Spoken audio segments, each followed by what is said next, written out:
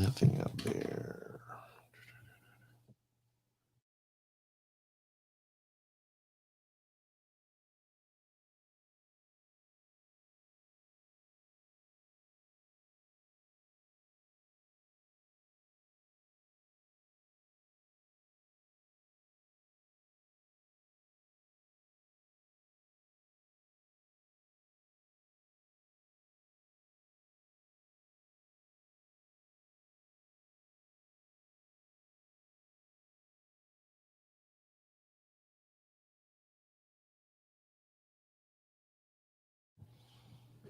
All right, sounds pretty good, except for the fact that we don't have any background music. Hey, welcome to Andrew's podcast. If you can hear me clearly, you know the routine. Please hit that like button, and so we can get this going.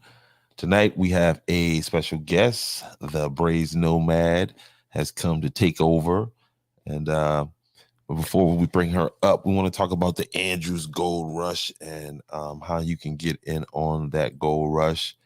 I am going to be revealing treasure maps where you can find treasure maps at to this gold that I've been talking about that is up there in them now hills. But the gold rush is you're gonna have to work for it now. You ain't gonna be able to just, you know what I mean? But I'm gonna tell you, if you show up to the Black River Cypress Preserve on May 25th, you can get in on this gold rush that's going to be taking place in the city, in the town, in the area surrounding Andrews, South Carolina, here in Georgetown County.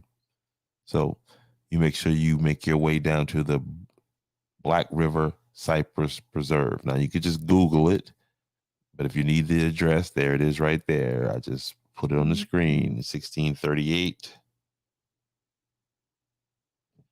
Oh, man. So I'm trying to do.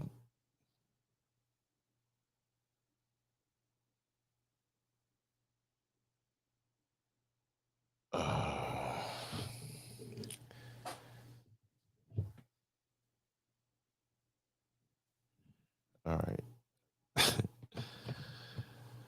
Oh man, when real life business gets in the way of your podcasting right here. I'm trying to close a deal right here, and I hope this man's not watching me on live trying to take advantage of the fact that I am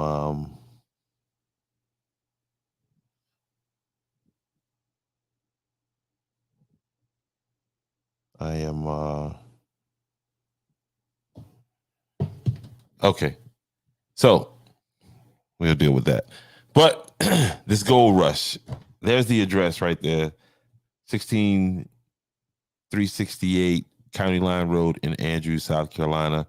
You make sure you make your way there to the Black River Cypress Preserve. And that's going to be again on May 25th, and we'll talk more about that later. But let's get into the guest that is back through Andrews for a second time. I guess we could say that. I met her through Miss Kidogo Farms, Miss Alicia and Mr. Monty over there at Kidogo Farms, who, by the way, are having an event in Andrews on May 25th, same day as the day you can go get those gold maps. There's maps to the treasures, I guess you could say. And there you see it right there. Kidogo Farm presents New Beginning Farmers Workshop May 25th, 10 a.m. to 3 p.m. and that's at the town gazebo on Main Street in Andrews, South Carolina. You know what they're going to be covering: agritourism, hemp farming. There's going to be a seniors farmers market, nutrition info, and lunch will be provided.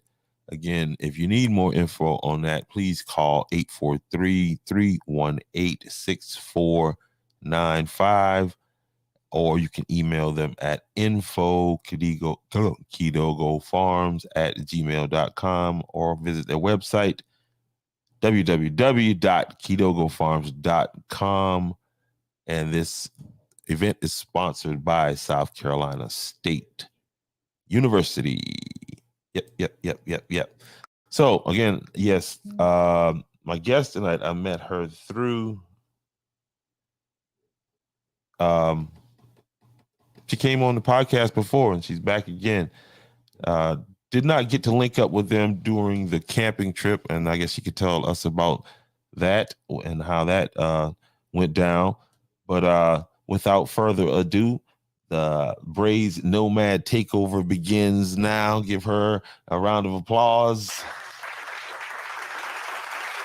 as she enters the building. What's going on, Miss Tina Marie? How are you? Finding you know what? I'm kind of upset that you brung that up because I had forgot that I didn't get a chance to see you. Yeah, it same thing you saw when you called earlier, when you got on StreamYard earlier. Same thing was happening in this business for 3 days straight, huh? You just a rat, huh? Yep. Yeah. All right. So cool. Me and him going to talk in the morning. So yeah. So what's been up? Tell me about that event. How did that go? To be totally honest with you, every time I come down into Gullah Geechee territory, it's like coming home. So we went to the hemp event first down at Bossville Farms and Aunt Estelle. I'm probably saying it wrong. Who knows? Estel, the same. It's Estill. But you're everything. If you say Kidogo wrong one more time, I say, oh, hippie, but it's just Kidogo. Kidogo. Kidogo. That's it. And I'm just Brase. Just brace. Like brace yourself. It's fitting to be a whirlwind. Brace. There you go. But yes, so the going to the hemp farm, okay. Everybody has the idea of hemp and they think of marijuana or cannabis. But this event was to show you so much more. They went into all the other uses for the hemp plant, how they use every part of the hemp, and had examples of clothing, paper, books, different things that were made from hemp. But then they took it a step further and they had different types of fertilizer. I actually have one of the fertilizers here. I'm not going to get up and get it because I'm only dressed from the top up. I'm not dressed from the bottom, so I can't go get the fertilizer and show you guys. But what I can say is working amazingly. And then they had displays of how they're using drones to map the land and map the crop and to be able to look in if you have a vast amount of land, be able to see the land without having to walk it or to trample through your crop. And you can use the drone to map it and see which spots are not getting as much water, redirect your water, or they had drones that could actually water and fertilize your plants from above. So that demonstration was also like, I didn't even know this was a thing. What was the most surprising thing to you? What was the use for hemp that you were like, wow? The hemp thing wasn't that amazing, like the different uses, only because I consider myself more of a naturalist, average person. So when you go to a lot of natural stores and things, you see hemp in use and what it can be done for. But if you ask me what was the most amazing thing before you ask hemp, I would say the most amazing part of this event is to see the vast amount of drones, different sizes. I mean, some bigger than me together, right? And all this technology was being headed by people that look like me and you. Because it was like some tech stuff, and you hear about tech, Silicon Valley, and all this, and those people never look like me and you. Yeah, that's modern day farming at its finest, right there. You know what I mean? When you start incorporating drone technology, and I'm assuming that it's probably like the fish, like it has like the heat sonar type thing, like you say that, and it was like a moisture reader type deal, where it'll tell you. You're the tech person on this, but all the people doing the demonstrations and brung the examples, and we're talking about it was on back order, the different apps and stuff they could add. They were from Alabama, and I was like, okay. And then I seen a video today where it says, us as a people, and especially you as Black men, you need to talk heavy. You need to talk your talk and walk your walk. And this was just an example of them talking their talk and walking their walk. Mm. And, if I was to go buy a drone or that technology, I wouldn't initially think that there were African American men in companies that's heading, technology in that area. Definitely. I mean, because they're like drone licensing. That's something that I'm definitely looking into now because of situations like that. And I'm looking for it for more for the filming part of it. But that just made me think of something else. Yeah, and Boss Bill, his son, is actually a licensed drone Drone operator. operator. Mm. Yeah, so I already knew him from Kidogo. So he actually got me to the farm because I was lost. So that was amazing. Mm. And then when we went the Procure Your Pig farm, Mm. to be totally transparent, people who see me on the last podcast, I am a working nomad. So I had came off of working 7 days straight and then went on a 3-day camping trip. So I Mm. was really exhausted. So I didn't get a chance to go see the farm, uh, the pigs. I stayed at the pig farm, but I fell asleep. And when I got back, they were coming back from the farm and seeing piglets being born and all this, and I missed all Wow. this. But what I want to tell you I didn't miss is right.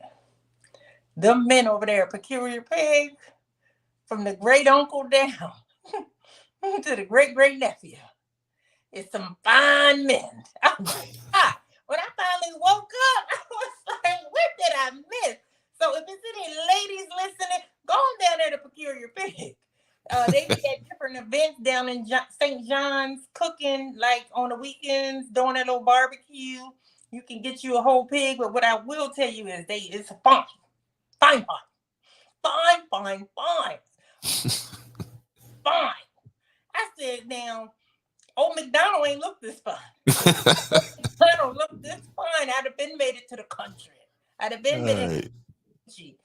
And listen, while I'm here, I want to say happy belated birthday to Dr. Freeman. Yeah. No Oliver doubt. had a birthday last week. So, why I got the center stage, I'm going to say happy birthday to him. My birthday's tomorrow. So now you owe me. Oh man, happy birthday, Dr. Freeman.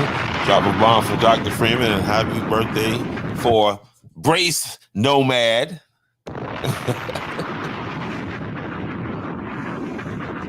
No So, doubt. All right. so And so when you left, back when you to guys Kidogo. I couldn't you make it back to Kidogo, but mm, they said they turned around and had a more excellent. I did come home. I came home with so much, and I don't even know where it came from. I came home with, I want to say it's called venison. dear. Yeah. I came home with the venison sausage, the venison ground meat, Yeah, yeah. home with fresh onions, peppers, sweet potatoes, red potatoes. And I'm like, where did this come from? People were just coming, giving us stuff. And not like just giving you a coupon or giving you a magnet. They were coming giving substance. Like I still Mm. have some in my freezer. I still have the sweet potatoes, and this was from 420. It's about to be a month later, and they're still doing well. So it was a really, really good event. If I could tell the people when Kidogo have event, please come because it's the gift that keeps on giving. No doubt. And like I said, you meet quality people at their events and just doing their thing. So you touched on the fact that touched on that you're a nomad. So let's unpack that a little more. What does that mean to be a nomad? In the sense that you define it. So, in the sense that I defined it, some people think that nomad is that you don't have a home and you're basically just a hobo. But for me, being a nomad is just being able to live off grid, live off the land, and incorporate that with being a minimalist. So now I am home. I don't like being home. I've been on the road for 10 years, and now I've been home since December because I'm working on my doctorates.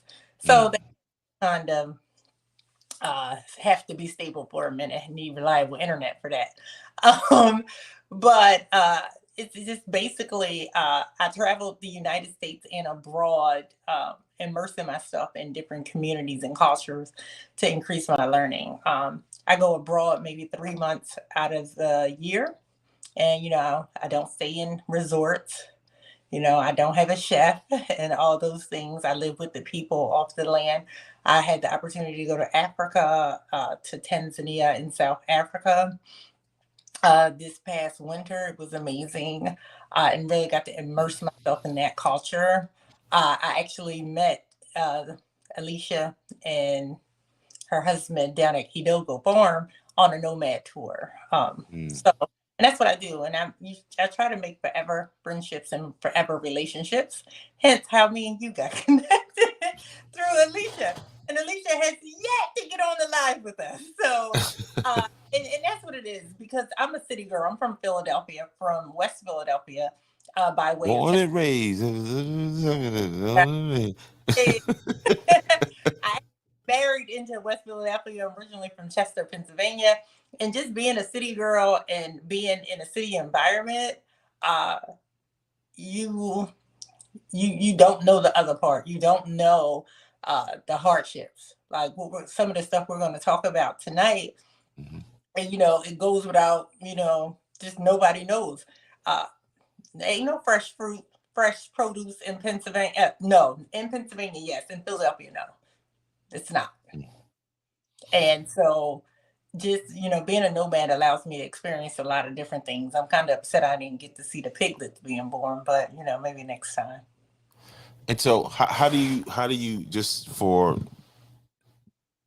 how do you finance that, just for the audience's sake? How do you finance your travels? How are you able to just pick up and go and be, kind of where you want to be? And how are you able to do this? Well, one thing is I am a registered nurse. I'm a master's prepared registered nurse. So that's one of the things. I'm able to work and travel for work doing travel nursing. Another thing that I do is I'm a tutor. So, and my tutoring, which I can do in Zoom, over the phone, or in person, allows me to travel wherever I need to travel to. And being a nomad, making tutoring, I make $30 an hour. Nursing, I make anywhere from 70 to 100. So I don't have to work as much as some other people would have to work to sustain my lifestyle. I used to live in a school bus, a 5 window school bus, and that was really nice because I had all the amenities, even air conditioning. It was amazing. But however, it was a diesel, so it cost more, and the parking it required more finesse. And oftentimes, I would just stay at maybe a RV park or a camping site. But then I switched to my 2021 Chevy Traverse, which I'm able to travel stealth. I did 6 months in New Orleans stealth. Nobody knew I was staying in my Traverse. I did 3 months in Jacksonville. Nobody knew I was in there. So that's been amazing. And the overhead is less. The downfall is I don't have a stand up shower like I did in the school bus. I don't have air conditioner when the school bus is off. But I'm So how do you compensate? I mean, how do you what do you go to truck stops? How do you make that happen? for what? What part The of it? showers and stuff, like, so you said you're in So because I'm a working nurse, mhm, what I do majority of the time is I just shower at work. To be totally honest with you, no uh, doubt. shower at work, and on days that I don't work, I'll shower at Planet Fitness. A $10, $20 Planet Fitness membership gets you to. It used to be 24-hour showers. Now you get maybe 18 hours a day. They might be open because they don't stay open 24 hours anymore. And so on days that I didn't have access to at being at work, I just go to Planet Fitness. And I have a portable toilet in my truck, so I just use my portable toilet if I needed to go to the bathroom. But otherwise, I just go to Planet Fitness or take a shower at work.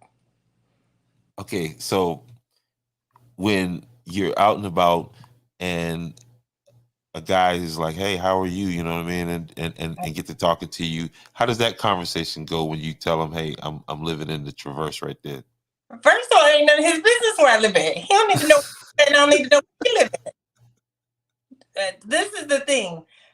People think like that's the first thing that come up in conversation is where you sleep at. Like, no, it's more men running around here homeless looking for somewhere to stay than women anyway, right? But anyway, I digress. But having, let me see how I want to put this. Being in a relationship and being a nomad The nomad is not the part that hurts the relationship. The fact that I don't stay still long enough is the part that hurts the relationship. Because by the Gotcha. time somebody could fall in love with me, I'm leaving, and love has never been strong enough to keep me still. So there's that part. And I'm not being smart, but I'm being honest. So don't do me like y'all did the lawyer chick from the reality TV. If a man doesn't have somewhere to stay and doesn't have his stuff together, it's probably not going to work anyway. Now, I have dated another nomad, and it just works because we both are just minimalists, and we both just, you know what I mean? Ain't nothing like sex under the stars. Unpack that minimalist. What do you say when you mean minimalist?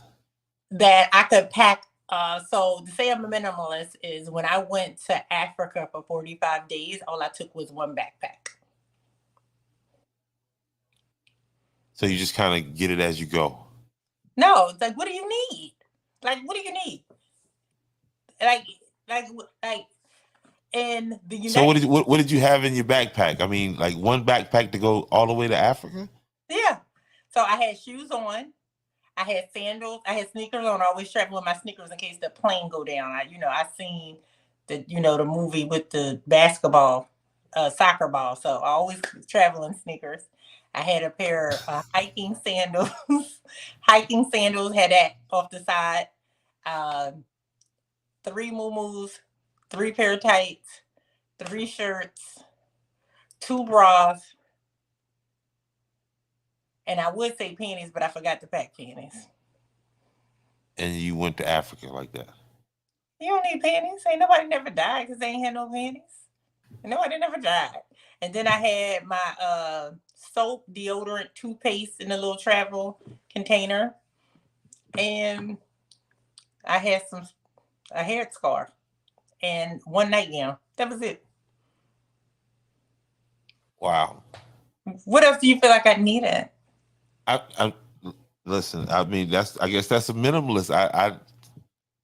You see what I'm saying? You have more, but no. Then I had a hat. I had glasses, which I had on my face, and they fit in the little side pocket. And then I had my jacket. So was this a plan? I mean, like not of course it was a planned trip, but did you have a contact over in South Africa? I have a friend that lives in South Africa, but we Okay. the last 2 weeks of the trip. So the first 4 weeks of the trip, we were just freelancing. We literally got to Tanzania. We went to Zanzibar first.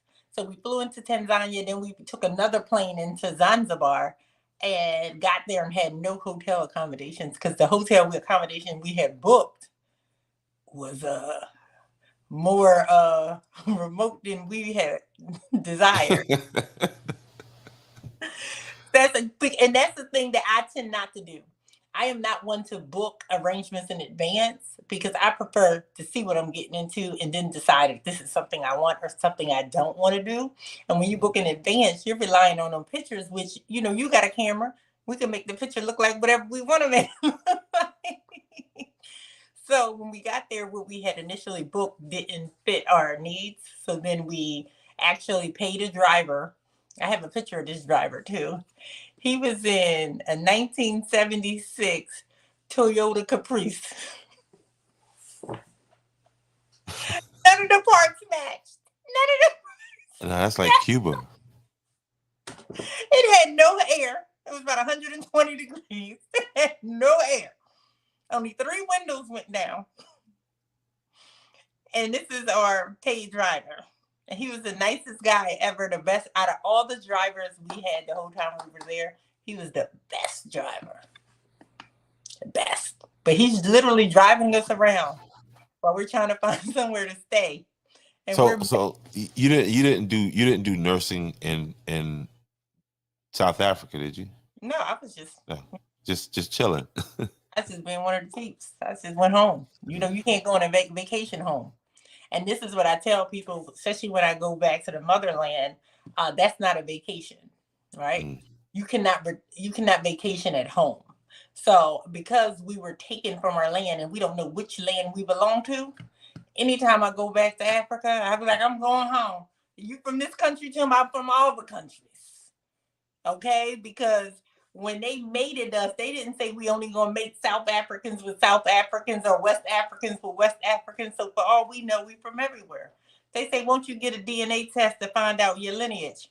Hell no, for them to tell me I'm Cuban. You a lie. I want to be. I'm from all parts of Africa. The whole. No doubt, no doubt. So All when right, so we go back, mm-hmm. we got Miss Brase Nomad in the building. I just think my daughter name pop up. That's Miss Thompson. Mm-hmm. All right, there she go right there. Let me give her drop that bomb for her. So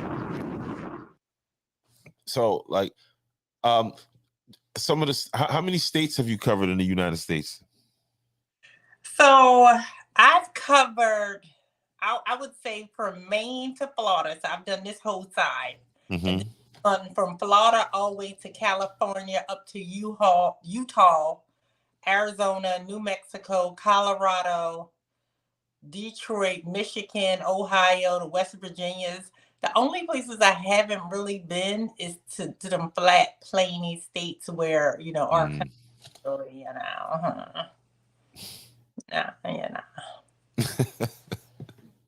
don't know how else to say it. Yeah. Iowa. Iowa? You been out in Iowa? No? Never been to none of the Dakotas. None of the Dakotas. And I think Kanye got land out in the Dakotas. Oh, did she? I think he do. I think Kanye got a you say Kanye? Kanye, yeah. Let me Google that. That's more reason not to go. Come on, man. That's my dude, Kanye. And he enough black for all of us. Oh, man. Kanye, they didn't took enough. They don't even give them no more. They got enough. So you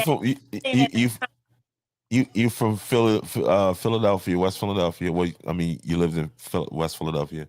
You a big sports fan? The fact that you had to ask is crazy to me. I mean, I'm just doing it. I'm putting on for the camera. I'm putting on for the camera. I know you're a big Philly fan. Come on, Eagles fan. As the kids say, don't be happy. So, but listen, I want to ask you about what's killing the news right now. I ain't gonna say killing the news, but killing the news cycle. It's all over the news cycle. Is this kid I'm about to put on the screen right here, Mr. Ja Morant? Apparently he has a fascination with guns, according to what they're saying in the news about him. What's your take on that whole situation with Ja Morant? Well, go ahead. I'm a card carrying member. I believe in the NRA. I believe in our amendment rights. And the thing is this, I don't condone what he's doing, but at the same time, I don't see what's illegal about what he's doing. I have a whole arsenal of weapons. I can go pull any one of them out right now, and I will not be committing any crime. Okay? Right now, they're telling school teachers they need to go get licensed and be packing in the classroom. But you're telling me this basketball player who got all these hundreds of people on him and he's famous, he can't? I don't get it. But then also at the same time, he know who signed his paycheck. And when he took that paycheck, he took everything that came with it. So he need to get in line. And that's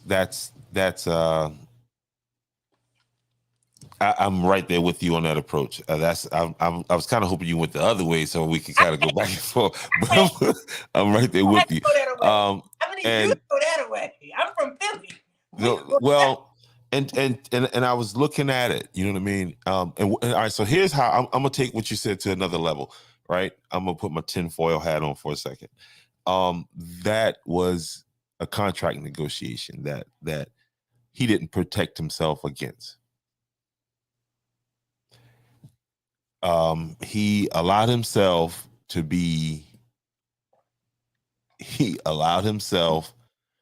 I don't think that this behavior is anything new. I think they knew this the whole time.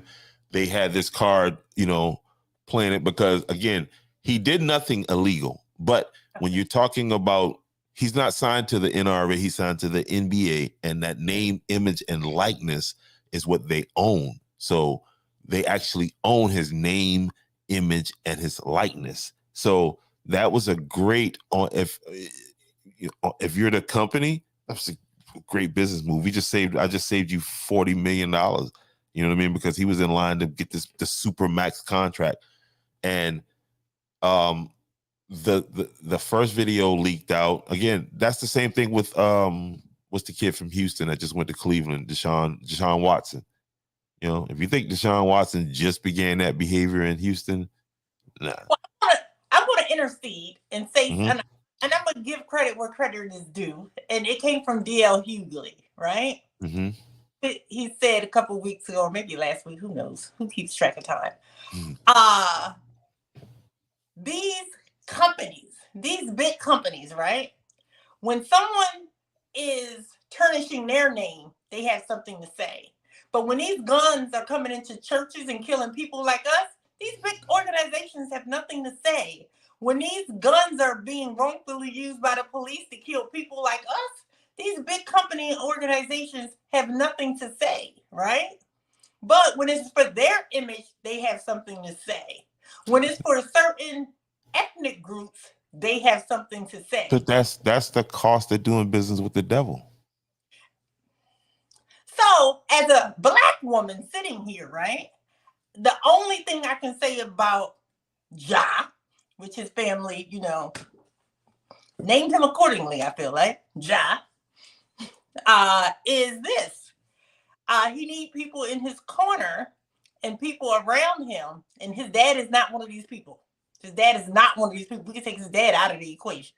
He needs people around him to guide him in the right direction if he's going to be an NBA player. And if he's not going to, if he's not going to be an NBA player, then he needs people in his corner to guide him to where he needs to be. Because we've seen this in San Francisco with the kneeling and everything. If you're going to make a choice, you're going to have to stand 10 toes down on it, because they will.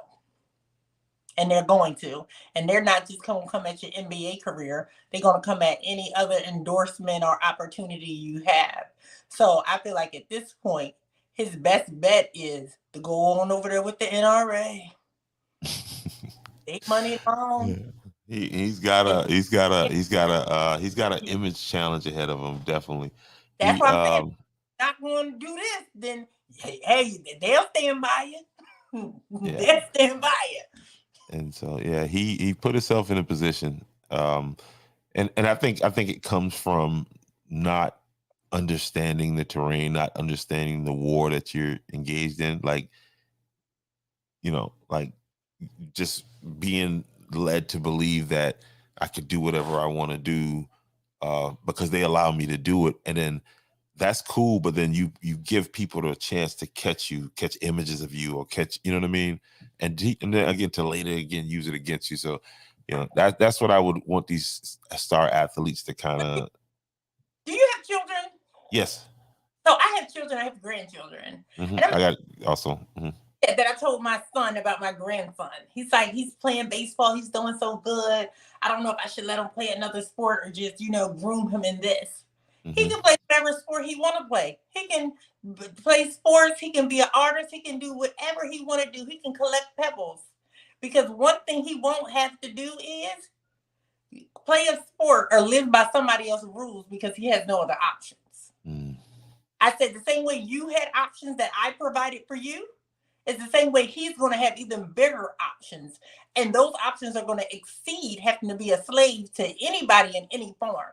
Because these professional athletes have literally become slaves to these organizations, whereas though you are held at a higher standard than even the Constitution. Like, it doesn't make sense. And at the same time, why are we still grooming our kids, and why are we still sending our children to be in the slave trade? I don't get it. I don't understand. It's the light. They want to be in that light. And this is the cost. Yeah, and that's you know what I mean. There's a definite cost when you engage them, and in their world, and their it's just. Eddie said, you can't argue with a king about his kingdom. You feel me? King And ain't that's he got to bow to the king. you know, yeah. And speaking of this, the grip Hollywood, my brother Jamie Foxx, what's going on with that? I'm hearing, like I said, I hang out in the conspiracy theory aisle of things. I kind of that's not my starting point all the time, but you'll find me hanging out around there. And I heard that, and that's why I'm glad I'm not famous, because I can say stupid things like this. I heard that. But I they heard that. got worried about being canceled because Listen, I heard Puff Daddy had his brain fried. Like they said, he gave him lithium or something. Allegedly. Allegedly.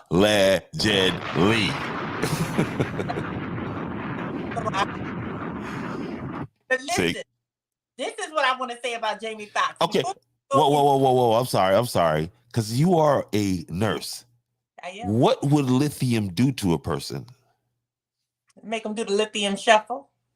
Lithium is one of the oldest psychiatric drugs out there. It gives people tics in the shuffle. Like when you see people can't stop and shuffling, that's from long-term use of lithium. So this whole thing with lithium fried his brain. Jamie Foxx definitely was not on lithium. You see people all right. stuff like that. That's for a hard drug for hard mental health conditions. Gotcha. So when you have to put your aluminum hat on, you be a candidate for that lithium. So no. Here's what I'm saying. Could somebody use lithium as a way to attack somebody? Like, no. You know what I mean?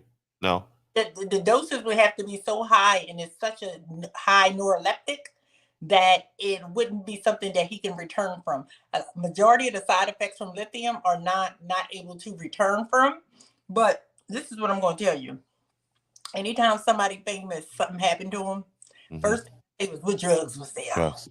That is the easiest way to get away with murder in the United States, allegedly. What drugs was there? Because this is the thing. If ever there was a time not to do drugs, people think it was crack epidemic. It's not. It's right now doing this doing this fentanyl pandemic. It's not even just fentanyl. You got people with no teeth making these drugs in their bathtub and in their toilet. And then somebody's rear end in their anus. And then you're taking it, you don't know what it is. You don't know what it is. They got horse tranquilizer, embalming fluid, fentanyl, all balled up in one pill and say just smoke it. Oh, it didn't work smoking it, just shoot it up. And then you wonder why we having people having seizures, in comas, and all the stuff that's happening. Lil Wayne looking like he died and came back. Yeah, but Lil Wayne was on that lean bad. On everything. Yeah. So do you think drugs was involved in Jamie Foxx's case, or is just Hollywood being Hollywood? No, this is what I think. And I'm so glad you brought this topic up. If ever I was to have a team, right? I want my team to be like Jamie Foxx team.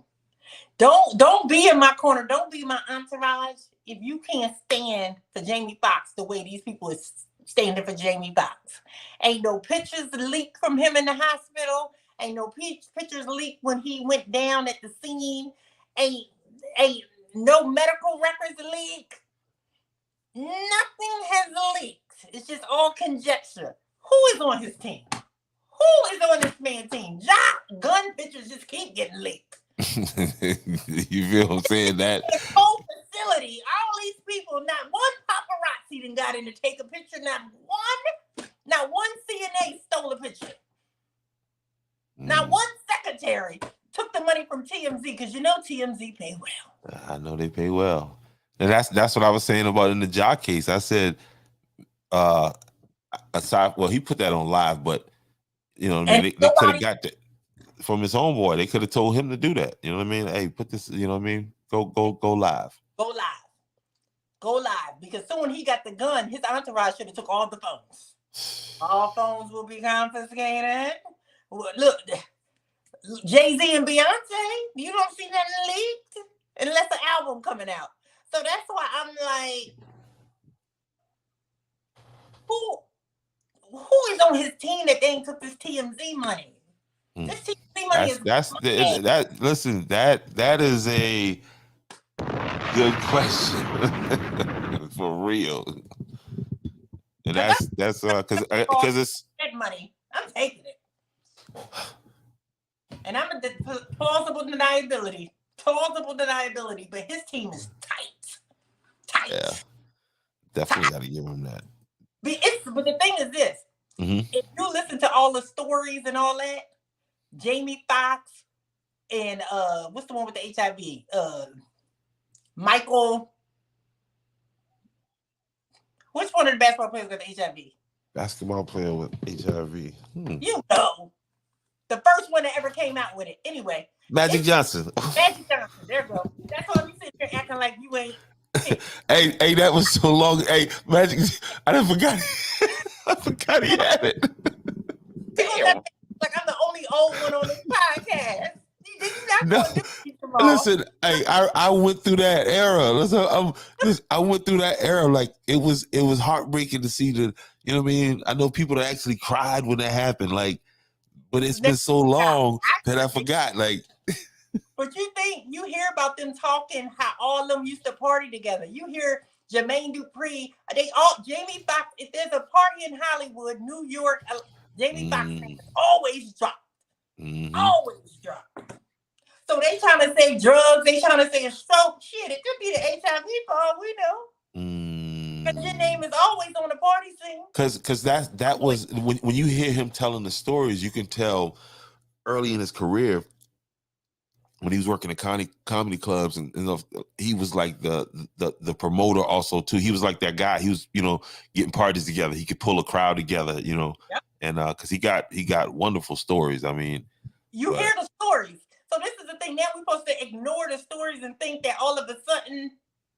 Used to lie. Now we just got non-disclosures and y'all don't talk. There you go.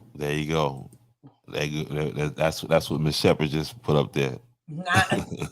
Non-disclosure. These non-disclosures he got is real strong. Yes, sir. That's what it is. Again in the building, y'all. We got Miss Brase Nomad in the building. Come on, man. What are y'all doing in here? Come on. Just sitting around, just like get your hands together. Brace yourself. No doubt. So where do we go from here now? Well, we already in the hospital. We done been in the thugs at the hospital. Now where we go? Speaking of the hospital, a situation that let me bring this to Andrews real fast. Let me give Andrews a little right here at 43 minutes. There's a situation that's going on in Andrews about dealing with so right now they have began the process of removing a building that was filled with asbestos that was there since March 7th. So we're here at May 15th and they finally started this process of removing this building.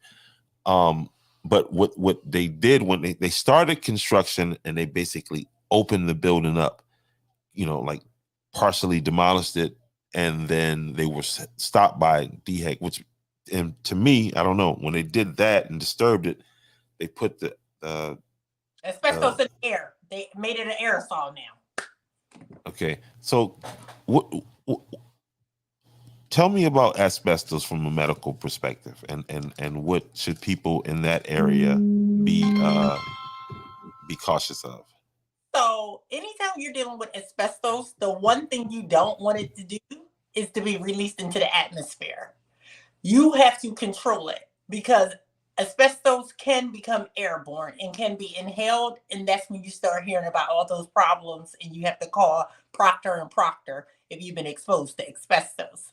Me personally, I have had an asbestos experience at the VA hospital in Coatesville. And what I can tell you is they seal it off. Everybody has hazmat suits on. They seal the building off. They have sealed dumpsters, sealed tunnels. I know some people see the tunnels that come out the window and goes into the sealed dumpster. And they have negative pressure air to pull the air out and clean it so it doesn't go out into the atmosphere. So just looking at the videos that I've seen, if it's asbestos in that building, it has now gone into the atmosphere. The site has not been contained, so it's nothing stopping scavengers or people needing supplies going in and taking the bricks, and these bricks are now contaminated. People actually been taking the bricks, because that's the old basketball gym. That's my old high school basketball gym, and you have people going over there for sentimental value. And what would you say to those people who have those bricks in their houses? You have to stop, because if those bricks have been exposed to asbestos, now you're bringing the asbestos to your house. Your family is breathing it in, and now it can start to build up again. The levels are built up. Most people don't have negative pressure units in their house that's cleaning the air. Most people don't even have the proper filters or changing their filters regularly. So now you've introduced this asbestos, which your family is breathing in, and because it's not being filtered or cleaned out, it's just going to start multiplying. You're going to think of asbestos like a mold.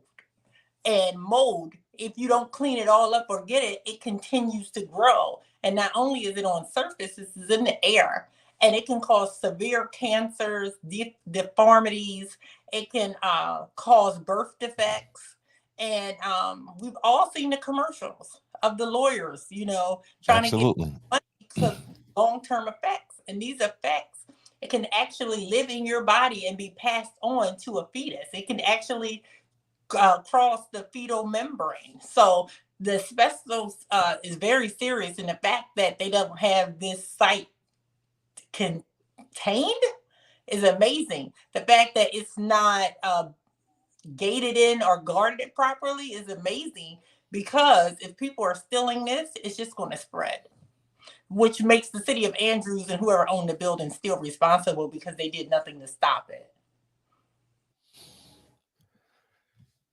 Yeah, and it's It's just having a proper protective gear. I see somebody in the audience saying that somebody works in a building with asbestos.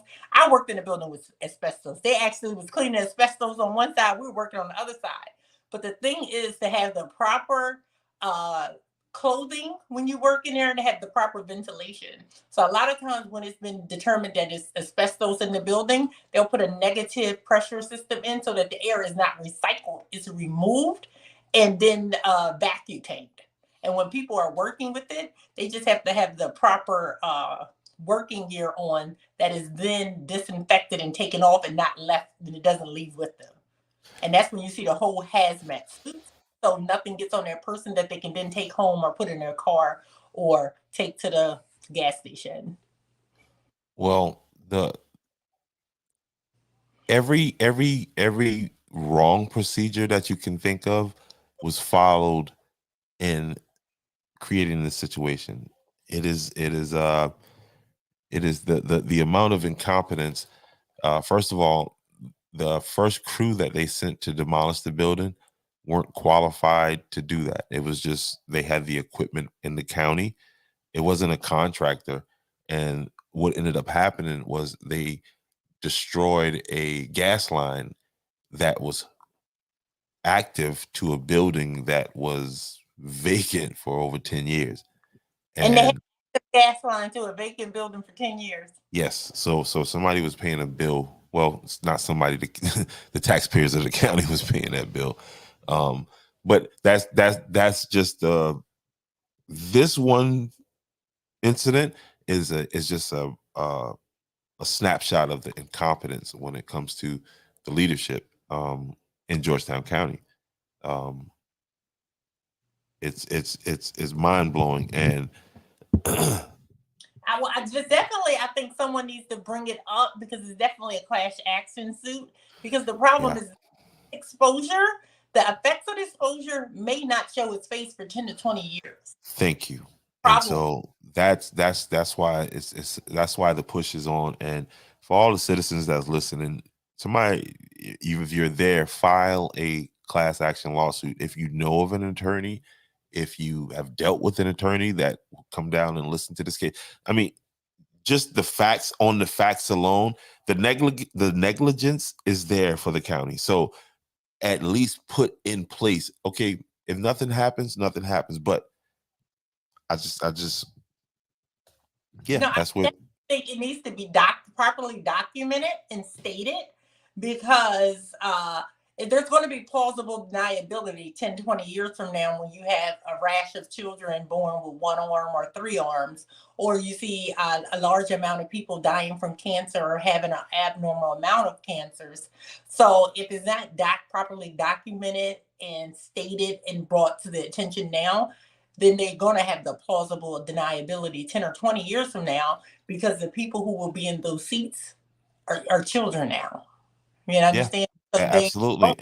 and that's what I've documented it. I'm gonna send you some links, like to just bring you up to speed on it, because it's and that's the main reason why I'm documenting, and I've been able to. Um, Fortunately, the folks in charge, they slow. I mean, I know they don't like me saying that kind of stuff, but I mean, it is what it is. To the But point if where, they right, you don't have to get right. And before you start knocking down an old building and they know it's the possibility of oh, aging it was already, it fell into the criteria of the time frame. Plus, it was already confirmed, and then it had black mold in it also. yeah, so they already knew the level Yes, of crew and that needed. So there's the negligence is already documented. It's just that absolutely. somebody putting it in motion from a citizen standpoint, and there Hmm. always has to be citizen zero, someone to get the ball rolling. A class Hmm. action suit is not a class action suit until you get a class of people. So Hmm. we have to get uh, someone to start it, and then because anybody within a certain amount of 100-mile Two, radius or two, anybody like I could have not been there, but then I came to your house and you had a brick. So now I am a part of this suit because I've been exposed through a exposed. party. So it definitely needs to get somebody needs to call Procter and Procter or Gamble and Gamble, whichever lawyer y'all got down there on the local television or radio station. No, because you know they on there saying, "Have you ever exposed our mesothelioma?" And Definitely so, but someone uh, needs to be case zero to get this going because it's definitely an issue. And yeah, I know you're documenting it, and I think sometimes people need to see it, like see mhm, what prior asbestos has done to people. Look at Camp Lejeune. going through it right now, and Hey, that's we're affecting dead. a lot. Yeah. So now they're like, if a family member. So Hmm. now, as a family member, I have to give third-party information about what my grandfather went through, what my father went through, or why I have disabilities is possibly because my father was exposed to bad water or whatever at Camp Lejeune. Hmm. Look how Hmm. many years it is. So if we don't get it properly documented now, when it really falls apart, it's always harder to document secondary. Absolutely. So if somebody has a brick and you've been exposed, you need to document it. If you have to ride by there to get to work every day because there's no other way for you to go, or that's the most convenient way, I you mean, got listen, that place was running as when I was there filming. You had people out walking, getting exercise, and asbestos at the same time. But they were, it. out, and I mean, there was a kid. There was people. There's a less than 100 yards away from that building is a playground, jungle gym type deal. Oh no, that's what I'm Yeah, saying. Put up signs that playing here or running past here, you might possibly be at risk. yeah. There's That came notifying the public. that the asbestos sign came 2 months after,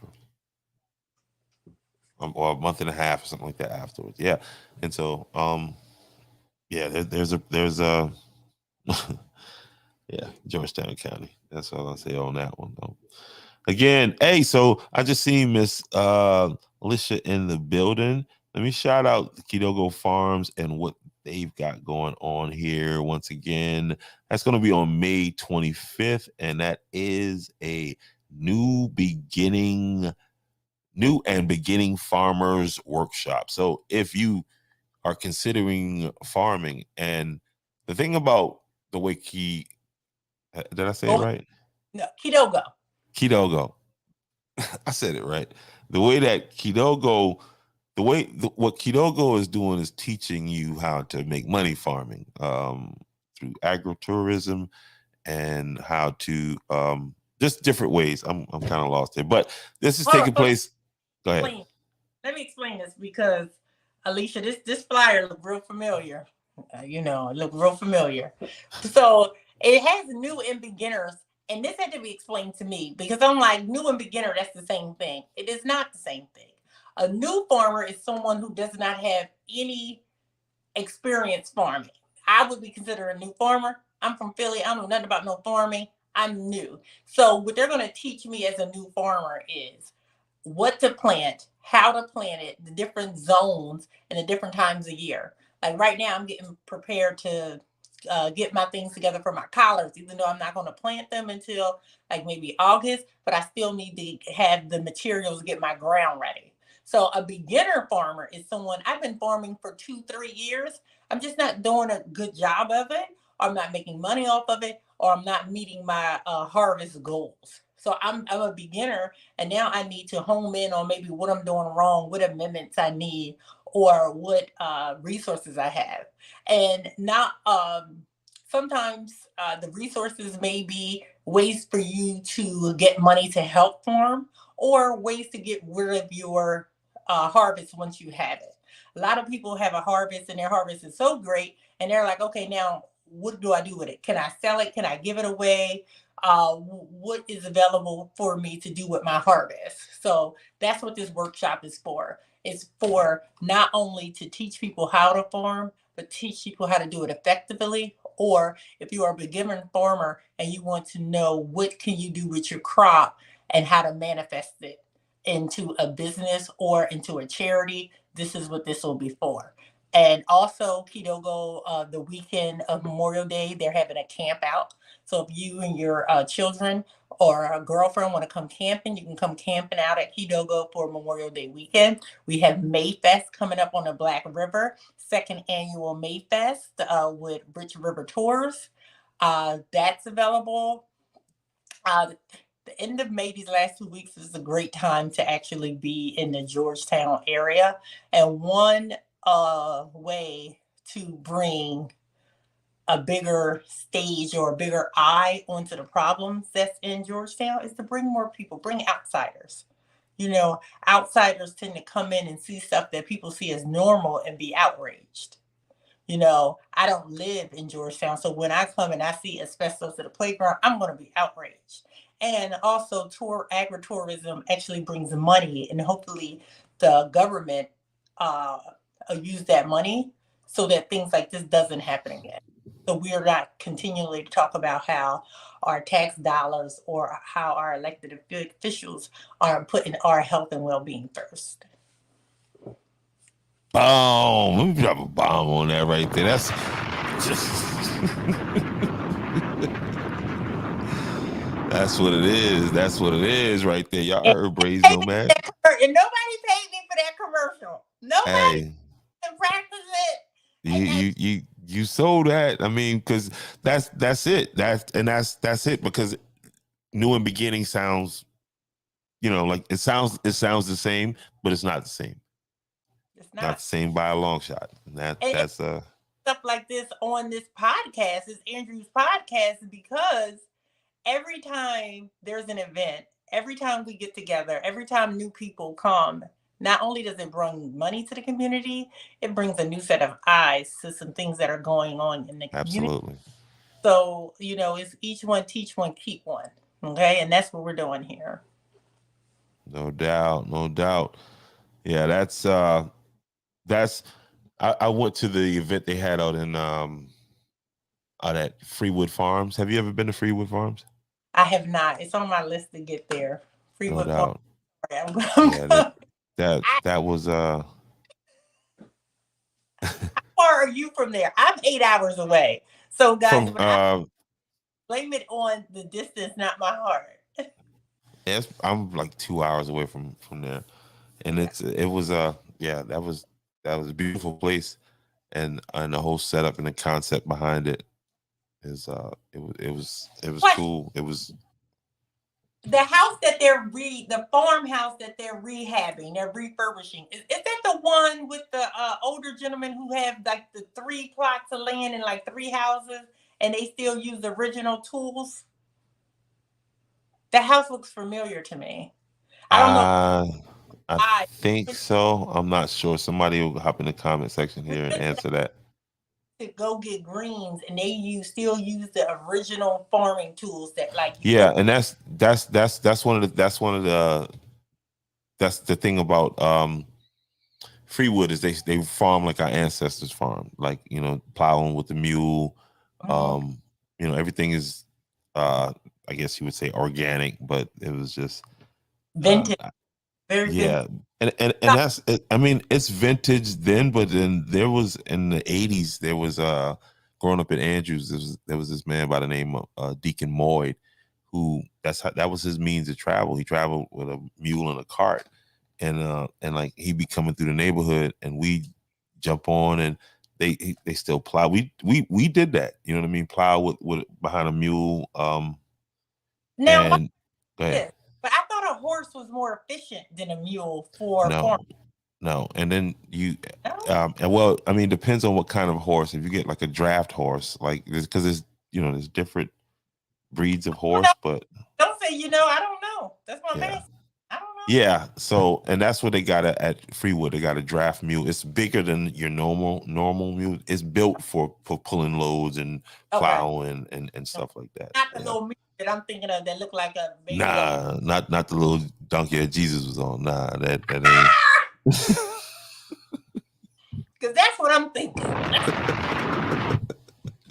No, those you kill that little thing. Little Eeyore die. But Yeah. listen, and the thing is this, Jamal, I'm always going to ask the questions that I think the audience is thinking. Because if you don't know that it's different kind of mules and exactly No, what you don't know. You just think it's Yeah, that's that's that. Listen, that's been my experience with the lady that I met at Keto Go Farm, Miss Lib, um, out there walking through the woods with them, and I met her brother, uh, Mr. Dexter, and this dude is a walking. I mean, with the plants, he know the bushes, and so now I'm driving around, I'm looking at elderberries everywhere. Like you would not believe the amount of them that just right in my eyesight. You know what I mean? And I'm like, yeah, did being you around them people, ever, you're say again. did you ever do the tea tour where they teach you all the plants and stuff around you? And Nah. I downloaded the app today. I'm cheating, but I'm gonna catch up. You know what I mean? it was amazing. I was like, I did not know. Now I won't even buy tea from the store. The tea from the store is below my standard now. I get it. I get it. Because now I know I just need to grow a sunflower, take a couple petals, and that's all the vitamin C I need for a day. Like, come on, Yeah, tea. All this in Georgetown, I learned. yeah, and I was watching Mr. Dexter, like stuff that I remember my grandma having, like goldenrod and life after lasting and all this other different stuff, and I just you know I It's don't know. so much has been lost through the generations, and I appreciate them pushing education, pushing technology. I really do appreciate it. That's how me and you are able to be here. Hey, Dante, let's talk about the mushrooms. Yeah, Dante. Hey, Dante, there's a link. Let me put this link. I'm gonna share this link again. Click that link. All right. Let me put this link. I'm gonna put this link in the description. So all of y'all hanging out over there, come on, hop in the building. All right. Let me find this. Edit this. Because I'm trying to grow mushrooms right now, and Dante gonna laugh when I Yeah. tell him what I did. Listen, Dante is my motivation right now. Dante, I he blew my mind with the mushroom thing. Like, okay. When I tell Dante, when I said I wasn't gonna say nothing until I see if it worked, because I know he's gonna be like, "You good and crazy." I got some wood chips, sawdust, paper, and some mushrooms that I bought from the store in a box. Trying to see what it's gonna do. Wow. All right, Dante, the link is in the description box. Let me make sure it's on Facebook. Click that and pop in. Oh, Oh, so you gonna spell my name because I always spell your name, or you saying it like he said braise, like we're gonna brace this turkey. Oh man. Oh, Ruffin Brothers Farm I went to, she's saying. Yeah, Ruffin Brothers right there. You And ever they got all them old tools too. They still use all the old original tools. Ain't nothing run by gas over there. It all run by mule.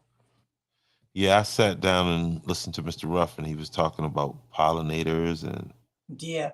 And you all see they got kinds of different. a house on their farm that's being rehabbed. I've never been on Ruffin Farm. I've never Uh, been over there yet. Haven't been there yet. Let's just say that. All it's nice. right, Dante, where you at, man? You know Dante be I know he like, man, I ain't doing yeah, that today. Come Dante on, Dante. here's the Alicia's in there. Come on, let's hit that link. Let me make sure that link is there. I said, Alicia. Is you camera ready though, Alicia? Because you just you just go put your good hat on, Alicia. let's see what we got. Oh yeah, that link is right there. So y'all click that link. Otherwise, y'all just hang out. Get off here. Let's see what we got. Pilar, We'll have a party on here. Ruffin Farms. That's 521. There you go, Pilar. The link is in the description. Y'all come on board. Let's see. Let me get this thing set up just in case y'all decide to. But while we're on here, right? And Okay. all the parties present, how about we do a live, maybe under the gazebo or something? Like everybody come live and do like a round robin or something like that in June. Camera grid. I think that'd be so awesome. All right, I think I better not try this yet and let somebody come in and discard changes. All right, now I'm trying to edit the let's go. I'm in. But while he's doing that and talking to himself, I've decided for the summer, because a lot of people, made those New Year resolutions and they did not come through. But it's always tomorrow. So I'm tutoring through the summer. I start teaching at the college. I'm now a college professor. Also, I start teaching in August. So what I want to do over the summer is do some tutoring for people who may want to enter the medical field, whether it be a CNA, an EMT, an LPN, or RN. I'll be doing nursing tutoring to help people with their licensing exam, the entrance exam to get into school, or if you possibly didn't pass your exams right now in May, to be able to remediate. So I'll be offering some tutoring and preparation classes the whole month of June, July, and August. So reach out to me. My email is William, that's WMMAY, GROUP, that's Wilmay Group at gmail.com.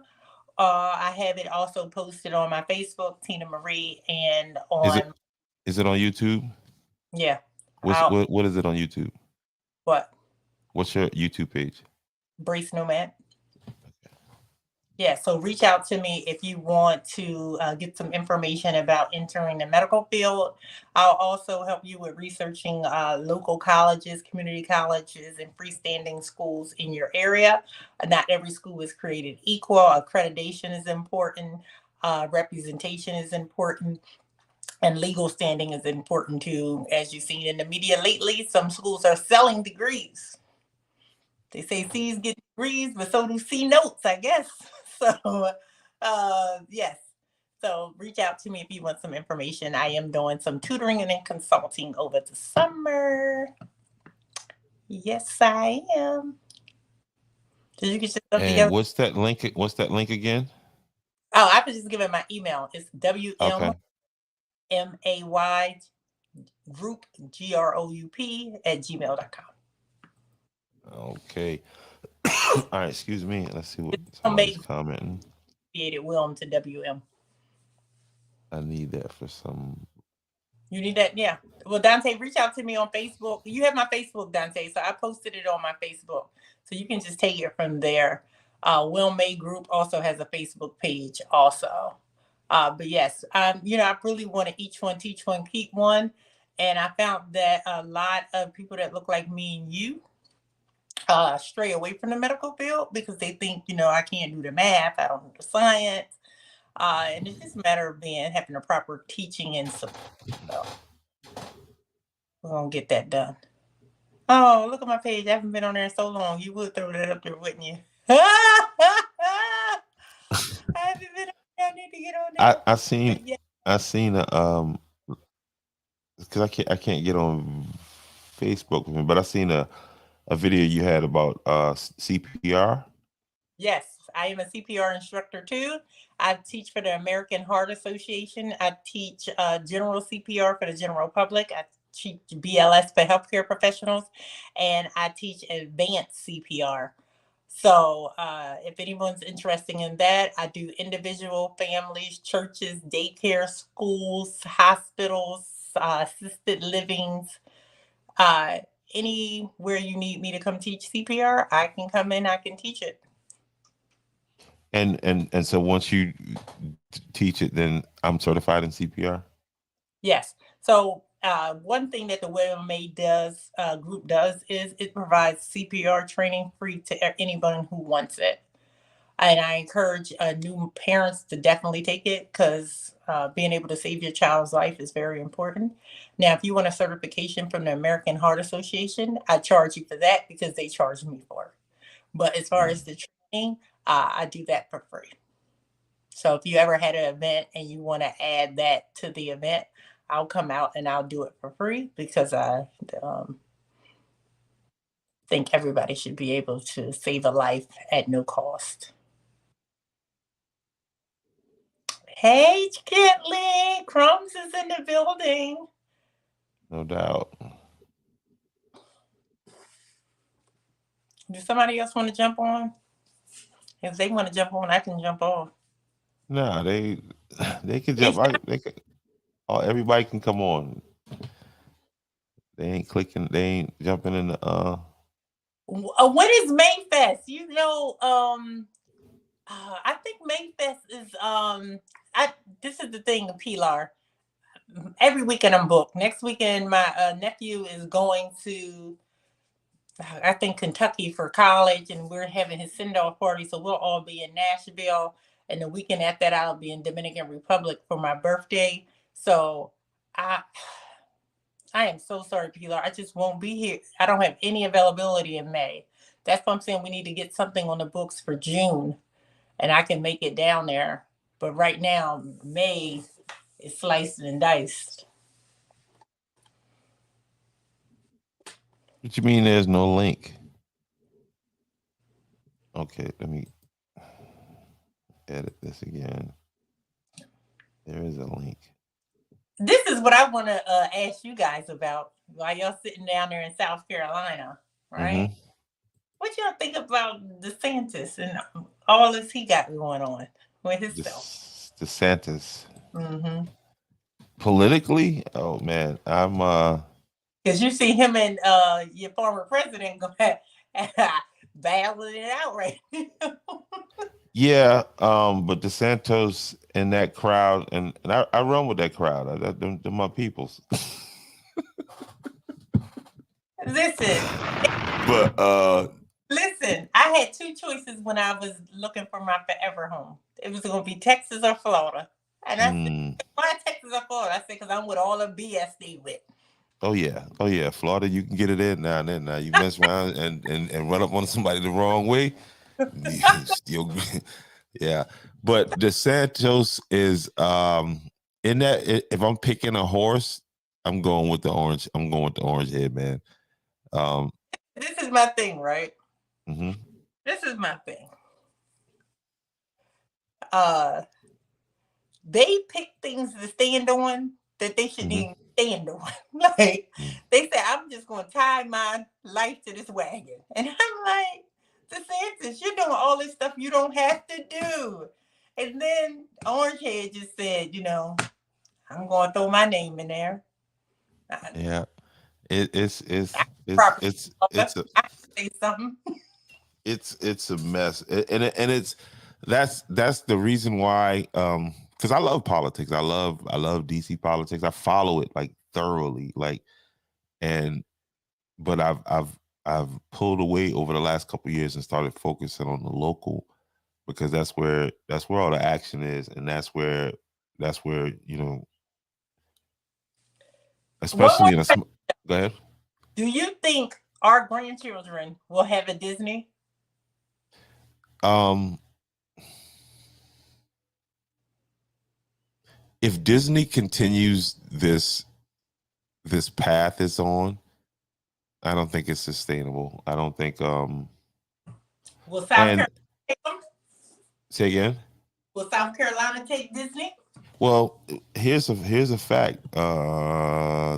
About 30 minutes from where I am Mhm. was the first place that Disney had settled on when he was looking for, back in the day when he was setting up Disney.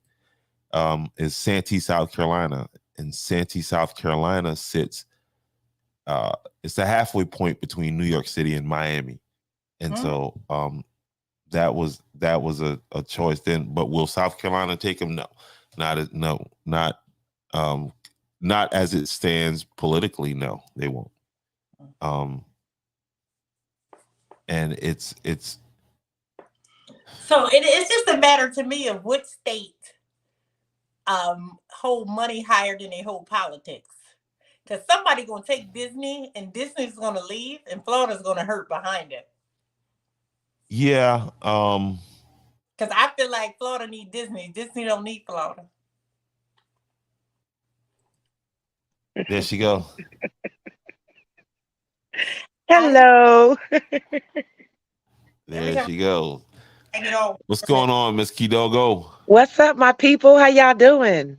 Oh boy, here we go. The building is getting bang. All right, so let me make sure everybody's phones turned right. This person don't have themselves on screen there.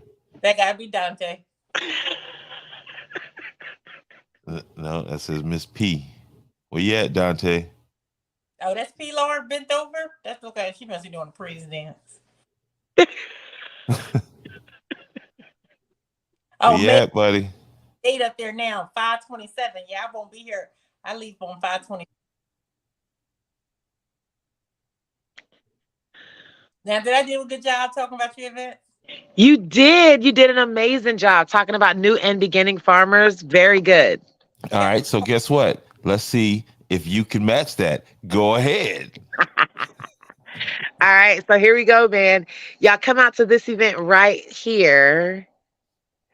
Yeah. So what we're going to do is we're going to be talking about value added products as well as growing hemp. There's a lot of money in hemp right now. And, you know, Oh yeah. connecting with Black farmers and letting people know with heirs property that you can make money on your land even in the situation where the land is not in your name. I mean, let's help get the money because it's not when, it's not a if, it's when, because heirs property is going to be challenged. It's not an if, dog, it's when. And we need to get this property into a trust. If you want to protect it, that's fine. Leaving it in your great great great great grandfather's name is not the right answer. And I'm here to help those who want to help themselves put that property into, land trusts, put it into estates, grow food on that land. It's not like we're asking you to do something that you're not already doing. We all eat food every day. Why not participate in the growing process of it? So come out, learn about some um, value added products. One of my hemp farmers, they talk about Hey, growing hemp. unpack that term right there. Value added farmers. Unpack that. Yeah. So, okay, when I grow collard greens, right? And when I sell you the collard greens fresh from the garden, then you use them as collard greens and you just go and you eat the collard greens. But if I take that collard green and dry it out in a dehydrator, right? And I make Mhm. collard green chips. Now I can put that in a Mylar bag on the shelf and it has a shelf life. That's a value added product. When you take a goat and the goat just goes and eats everything up on the property, and then you milk that goat, and I don't drink milk, so I'm not drinking goat's milk either, but you take that goat's milk and you mix it with fruits and herbs and different, natural products like roselle and hibiscus and turmeric, and you put all of these natural products in that goat's milk and you make soap. What about goat cheese? I thought you was making goat cheese when you said all that. Goat cheese is value added as well, but like the young lady that's going to come and present in Andrews, I'm not going to tell the whole story, but she uses grass and she make earrings. That's value added. When you take something like even can or seasoning, right? I can sell you peppers out of my garden, and that's just a pepper. But if I dry it out, dehydrate it, and then mix it and make a seasoning mix, I can sell you that seasoning mix as a value added product. And there's a market for value added products, and there's money from the USDA to help you create value added products. So I heard about people using their land, getting grants for growing pollinators, growing plants that attract pollinators. And that's it. The USDA, as long as you have the property in your name, or if it's heirs property, you can show that you've been given permission to grow on that property. You can apply for a grant from the USDA and they will give you money to just grow flowers. That'll be a good way to pay taxes on you know what I mean? You can use that money and pay the taxes on the land. Exactly. The one thing I have not been able to grow all season is a flower. I got everything else up I'm gonna not one flower bloomed. So yeah, they do need to pay me. Maybe I get it right next season. Oh my goodness. So that's why we need to go to these newer beginner classes, because it all sounds great until you need to go out there and do it. And it's no need to waste money or waste resources. Someone can give you the roadmap for you to follow. Someone can be a resource and help connect you with resources in your community to add on to the education that you're getting at these workshops. Because trust me, it's not as easy as throwing a seed in the dirt and bam, you got flowers. No, ma'am. Are really needed from a new farmer who works very closely with Kidogo Farms. They are an asset. They are very much an asset, because I just knew I could not grow peppers. I was like, my peppers aren't peppering. My peppers aren't peppering. I don't know what's wrong. They just ain't right. And Kidogo said, just hang in there. Peppers take a long time. Just hang in there. A week later, I had a little pepper tree.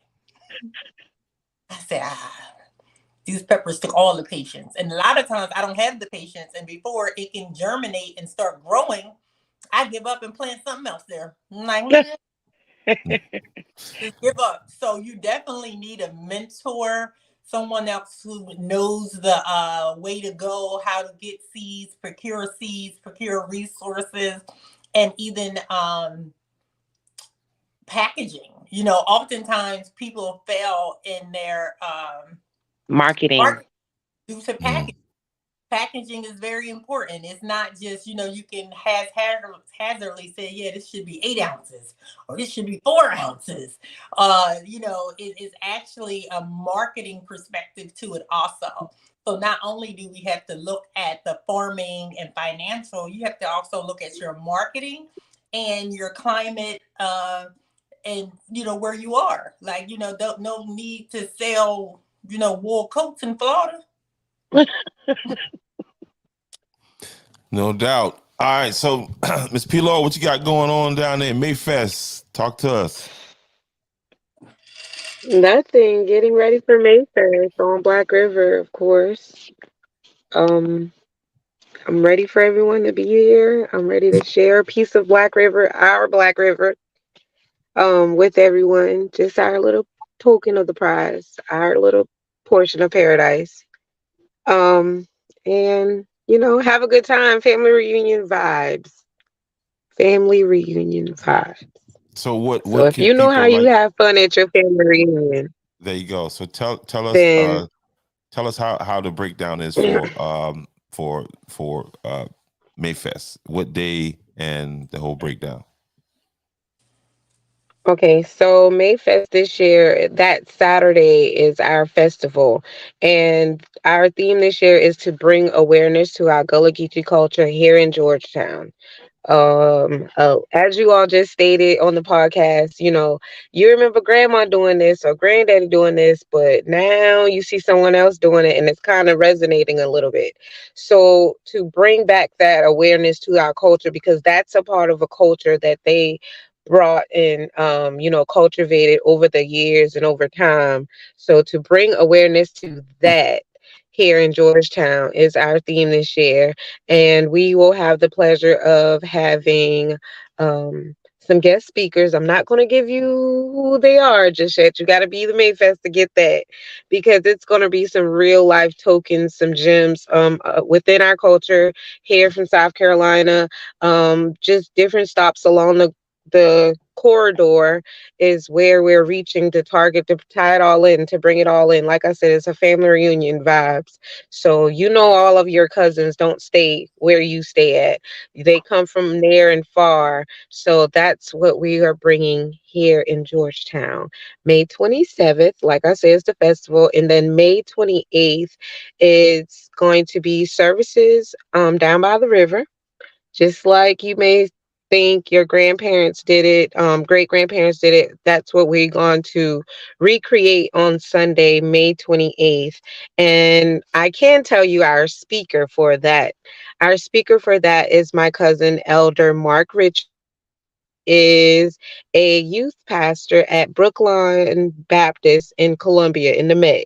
So if you've been in the Met, you already know about Brooklyn Baptist. So come on and get a word on Sunday. And it's free food on Sunday. Yeah. So come have fun. And my family went to Vegas last year. They had such a good time. And we're from Philly, and a lot of people from up north, all they know is they're from down south. Their family left from down south, came up north. So from where down Yep. south, a lot of us don't know. But I brung 20 of my family members, and they really enjoyed it. I think they had like alligator nuggets or something, and it was a hit. They're like, what? Yep. Gator nugget. So if somebody wants to be a vendor at this event, where could they get in contact with you, and what is the price to vend?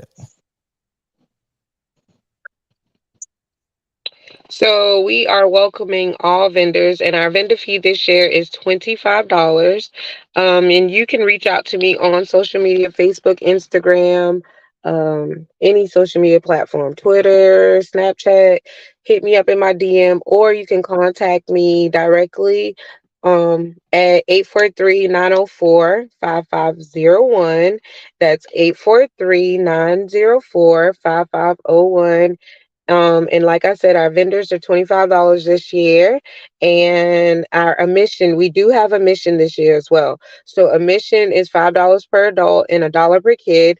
And this is all going back to promoting different experiences within our community here in Georgetown, like, with Kidogo, with Rich River Tours, and also to help encourage and inspire someone else to just go visit somewhere else.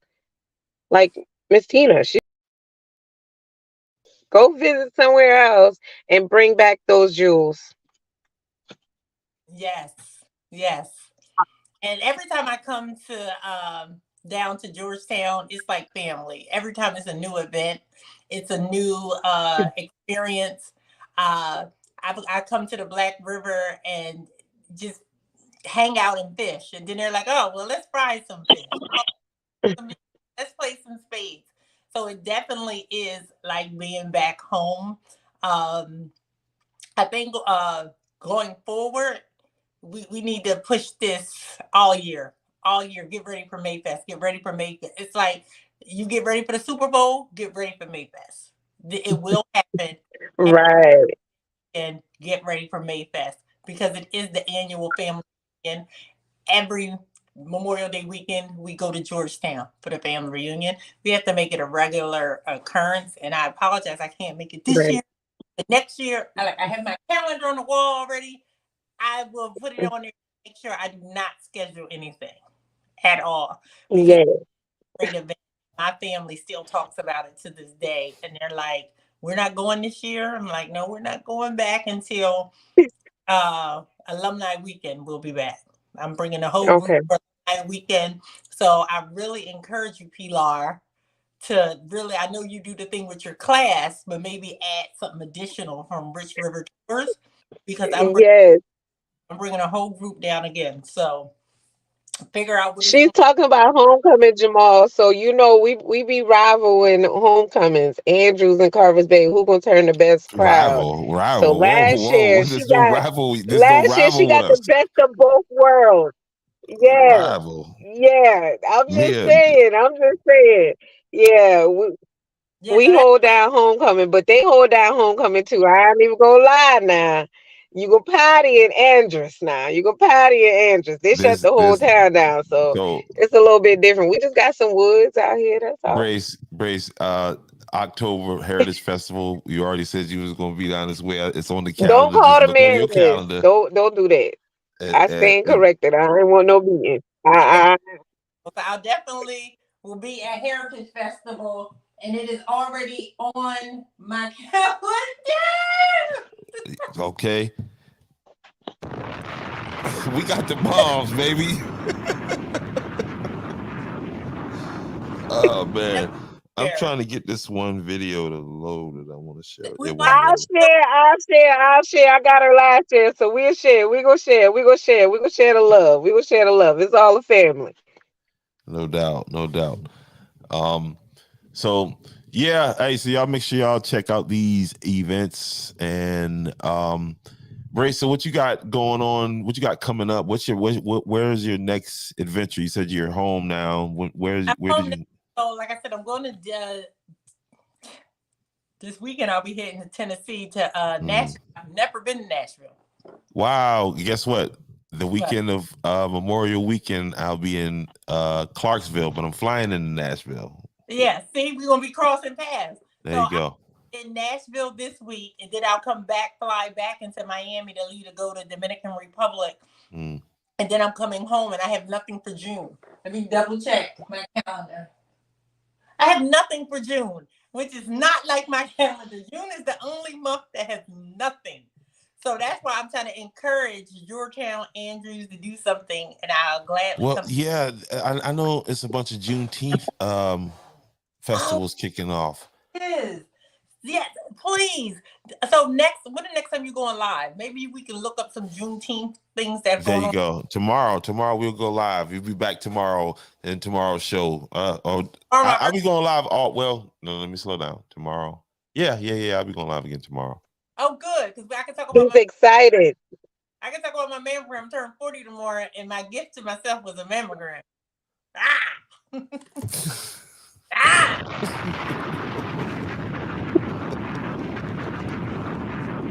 Great. And the thing is this, like, this podcast talks about real life. Like, some people sit in here and talk about celebrity life and all this. That's not our real life. Our real life is festivals. Our real life is these events that are being given by people in the community to enrich people in the community. Our real life is that when a woman turns 40, she got to start getting mammograms. And what's the best time to remember to do it than on your birthday? So, these is real things that we need to talk about as a community, because we know breast cancer taking out Black women at an abnormally high rate. So, if I get back on here tomorrow, I can tell you how it went. So excited.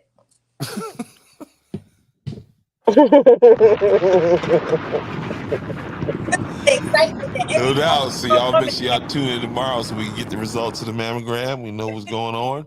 No, I'm serious. As a nurse, I would be remiss if I don't take this time and this opportunity to speak to my community about, real stuff like this.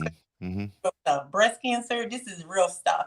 Eating healthy and finding a way to feed ourselves, our family, and to create business off of things that we already have, like our land. This is real stuff. You know, what's Absolutely. going on with Absolutely. Jamie Foxx? Yeah, that's my brother-in-law. You know, more power to you. But his situation ain't real to my situation because his healthcare cost is covered. I don't know if my mammogram covered or not. I don't even care. I'm going. I had to. You see what I'm saying? Our problems aren't the same problems. So one of the things we do on this podcast is we talk about real things, real problems with real people that affect real people. There you go. Absolutely. Right. I'm telling you, that's why I had to step away from the national politics, and because I saw what was affecting when I took a closer look at home, and just like, and a lot of it, and I want to give a round of applause to the people of Andrews in this fight. You know, I often say no victories were won here today. You know what I mean? But there was a victory won in this battle where they've come to the conclusion where they should now put up a crossing light, a red light, a traffic light at the intersection here. Let me push this up here real fast. So that is because when I started to talk about this, you know, it was no, they are not, you know, they're not going to do it. Accident. Yeah, and so they finally posted it, and I seen Garbage and Beyond do an article on it. You know what I mean? Say Garbage and Beyond. Well, people were sending it to me today, asking me what I thought about it, and it's cool. Again, I'm not that pats on the back. You can keep all of that. You know what I mean? Because that's just one thing, and the fact that it took so long pisses me off even more. You know, because Years. I was watching people's comment and saying that didn't have to happen. Accidents. I mean, Right. in the thread, there were so many people who was like, my father got killed here, my brother got killed here, my mom got killed here, and it's just like I said, that pissed me off. And so you take that, and then now you look at the situation with the asbestos, with the building being wide open like now, right now, and it's something that the people in charge could just blow off because in 40 years, you know, they're not going to be here. Their kids aren't at that playground. Thank you. You know, playing right. on this stuff. And so yeah, that's Well, why I'll my be calling focus, tomorrow. no Exactly. doubt. I have a For question. real. Uh-huh. And I'm remiss because I live in Florida. I don't live there. But you know, that's where my ancestors are from. I'm claiming it. Whatever happened with the 911 dispatchers and ambulance being moved to the other side of the railroad? Okay, and that situation is an ongoing situation. Right. Talking about what's going because you ain't bring it up, so I thought it was rectified. No, it and I'm thank you for bringing it up because yeah, and I thank you for reminding me to bring it up. But no, it hasn't been rectified. And the movement is as if it's, you know, it doesn't matter. The county presented a list to the news reporter. I think in Live 5 News or whatever, and the reporter was like, "What the hell is this? This is just numbers. It doesn't give me anything. It doesn't give me, you know, it doesn't give me enough information to understand what I'm looking at." And you know, they said, "Oh, it's HIPAA laws." No, I'm not asking for names or anything like that, but where are these calls going to? What time they called, what time you got there, how many people you were able to help, and how many people was too late. Right. What is the distance from No. call to help? What's the time? That's what I'm asking for. No, they gave a broad statement far as all of the county, right? Similar to like all of the county and not just that sector of the county. It was just a broad, like for the whole county. But the thing Central is, dispatcher. Or save face, and that's another reason why I'm glad I brought it up, because we can't forget, you know, us as Black people, we tend to be rah for 2 days, and then on the third day, there you go. We don't. Yep. The steam is going. We go listen to some good preaching or something, and we just calm right on down. And, Forget about it, right?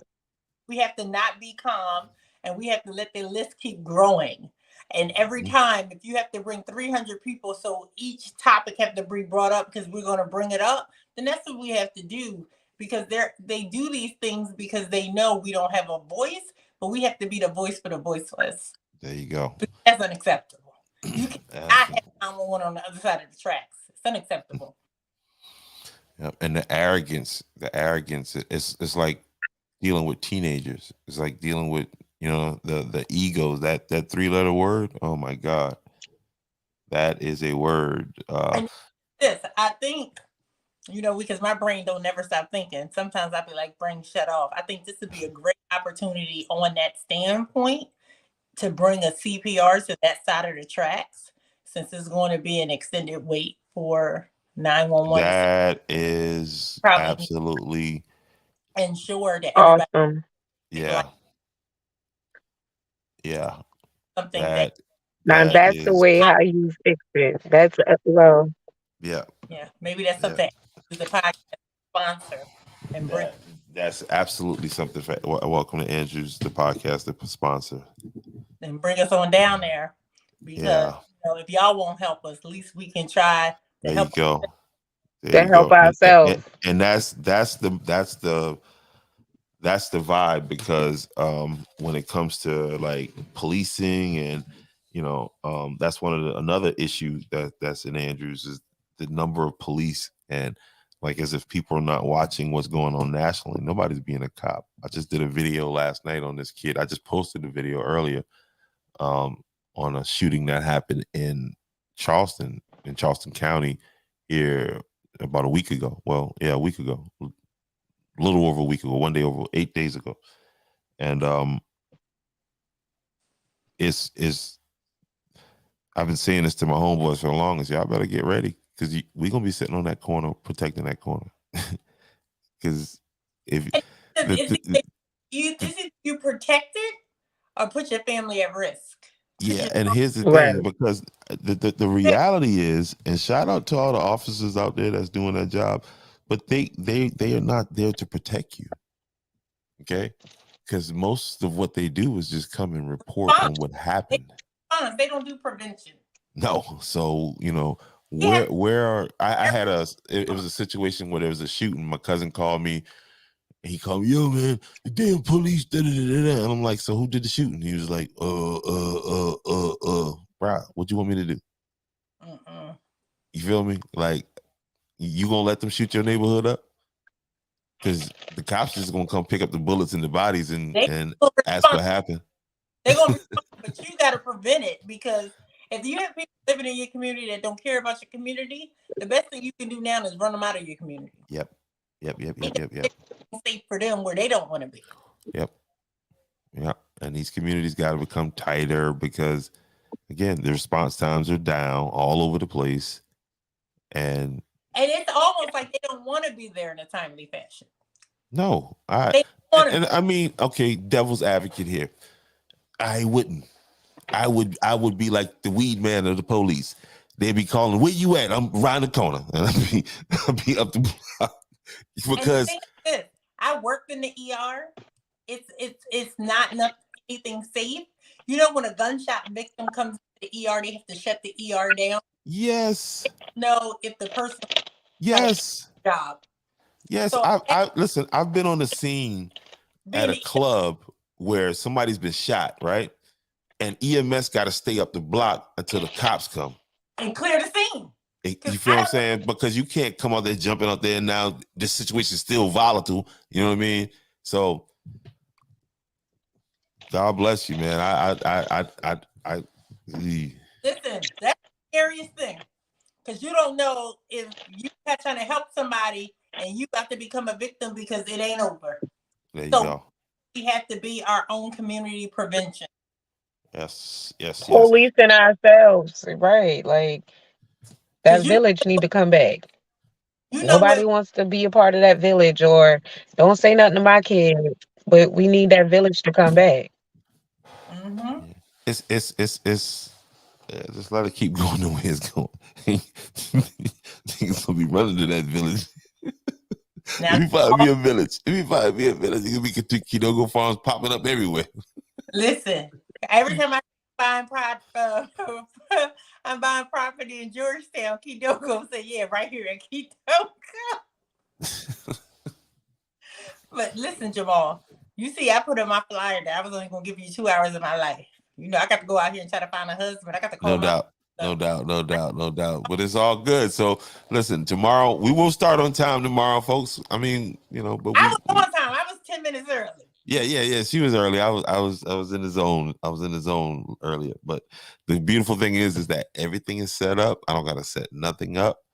And all I got to do is come in tomorrow and just deep. So that's why you guys should jump in that Cash App right there. You see it right there under my name right there, and donate so we can get some more cameras. So I can just leave this camera here and then I grab the other camera and then, you know what I mean, and bring more news and more scenes and more shots and more pictures and all that other good stuff. But bring William May Group, the Andrews, to teach everybody CPR. There it is. That's a donate, guys, because that's a must. Like, that's think about that's a must. That's a great idea right there. Now that's it's needed. See if we can get some county councilmen to help donate to Willie Mae. And we need a bunch of young people out there learning CPR. Yes, yes.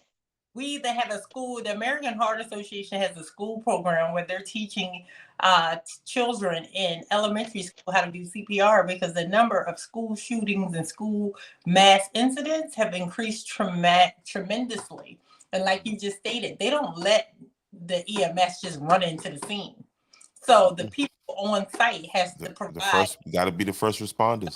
Yeah, they have to be the first responders, because the first responders don't know what's going on, so they're being held off. So a lot of people die in these mass casualties just because EMS just didn't get there in time enough, not because the wound was fatal. It's because the time from the wound to care was just so long that they didn't survive. Gotcha. But I'd like to thank you guys for having me today. It's all good. We will come up on here. I know I ain't Galadishi. Yeah. If I ain't come out of y'all, maybe I got to let one of y'all come in me. I don't know.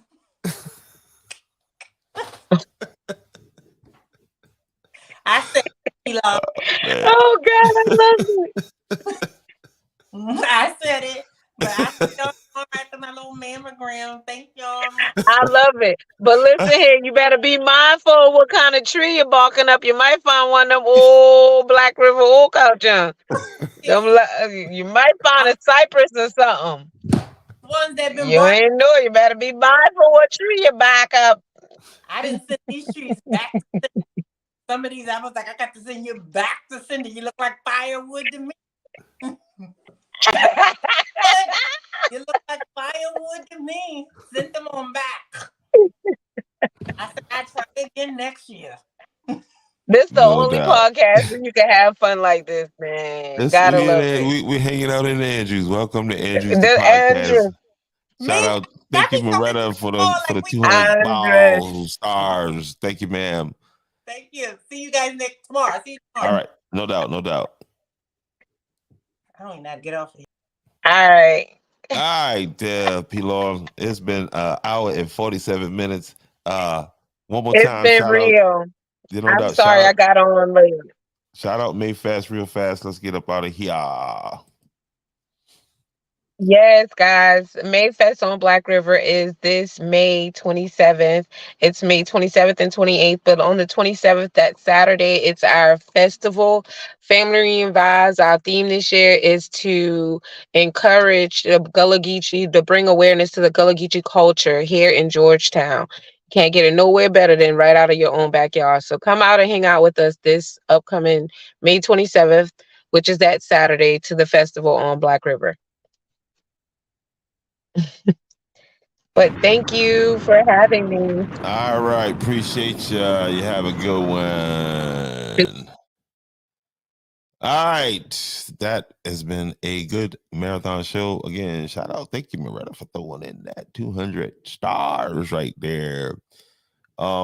Great information in this podcast right here. That CPR training that sounds very, very appropriate. So let's make that happen, guys. Let's make that happen, Captain.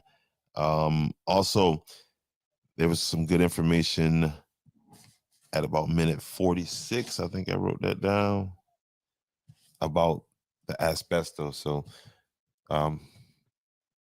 Anyway, man, y'all keep it pushing, man.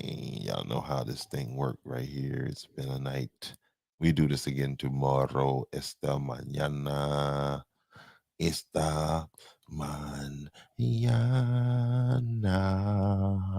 Get at me about some advertising too, y'all.